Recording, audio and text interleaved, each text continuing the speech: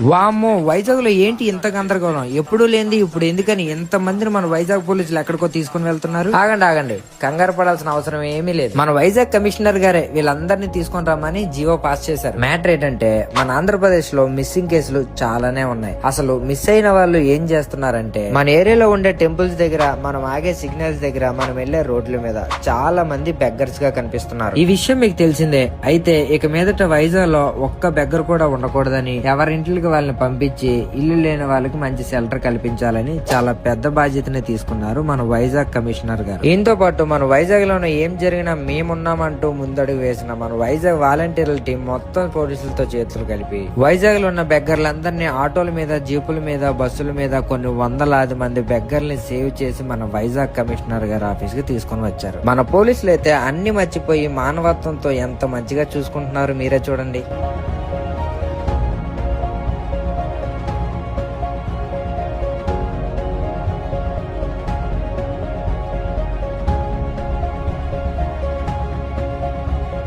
అంతేకాకుండా బెగ్గర్స్ అందరికి cutting, saving, bathing చేయించి అందరికి మంచి మంచి బట్టలు వేసి హీరోలా రెడీ చేశారు చూడండి. తీసుకుని వచ్చిన ప్రతి ఒక్కరికి పోలీసులు మన వైజాగ్ వాలంటీర్ల సహాయంతో అందరికి టిఫిన్లు పంచారు. వాళ్ళు తిన్న తర్వాత మధ్యాహ్నం భోజనాలు రెడీ చేసి మన కమిషనర్ గారి చేతుల మీదుగా వాళ్ళకి భోజనాలు పెట్టారు. అంతేకాకుండా వాళ్ళకి ఏం కావాలో నేరుగా మన కమిషనర్ గారే వెళ్లి కనుక్కొని వాళ్ళతో పాటుగా భోజనం చేశారు. మన కమిషనర్ గారు చెప్పినట్లుగా మిస్ అయిన వాళ్ళలో చాలా మందిని మన పోలీస్ శాఖ వాళ్ళు ఐడెంటిఫై చేశారు. వాళ్ళందరినీ మళ్ళా ఇంటికి పంపించే ప్రయత్నాలు చేశారు. ఇల్లు లేని వాళ్ళకి మన వైజాగ్ లోనే ఉన్న షెల్టర్ హోమ్స్ కి పంపించేశారు.